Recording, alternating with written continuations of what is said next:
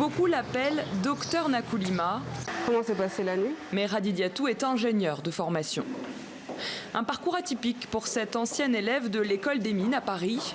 À la fin de ses études, elle décide de se lancer dans l'entrepreneuriat pour monter avec son frère une maternité dédiée à la classe moyenne afin de pallier un manque dans son pays. Vous avez d'une part des populations qui vont être plutôt aisées ou qui vont avoir une bonne assurance et qui vont avoir le choix d'avoir accès aux meilleurs soins, soit au Sénégal ou même à l'étranger.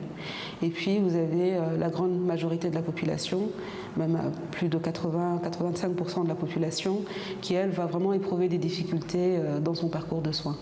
Un projet inspiré des réseaux d'hôpitaux privés indiens à vocation sociale. En 2011, il se concrétise avec l'ouverture de ce plateau médical pédiatrique dans le quartier populaire de HLM Grand Médine à Dakar. Puis en 2013, d'une maternité à plusieurs kilomètres de là, notamment grâce à des fonds de la Banque européenne d'investissement. Dans la salle d'attente, Karine Assine. Cette jeune maman a accouché il y a quelques mois, après avoir demandé plusieurs devis dans différentes cliniques de la ville. Moi, j'ai bénéficié en fait du programme de santé sage-femme qui englobe en fait six échographies. On a des vaccinations contre le paludisme ou contre le tétanos. On a un suivi régulier, on a une organisation, on a des rendez-vous.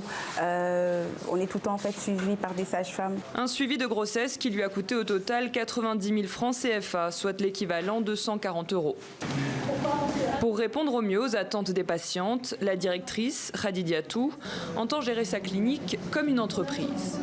Ses maîtres mots, rentabilité et impact social. Nous calculons les indicateurs, donc ça va être de temps d'attente, des indicateurs de disponibilité des équipements, etc., qui nous donnent des indicateurs sur notre performance et sur la qualité de service.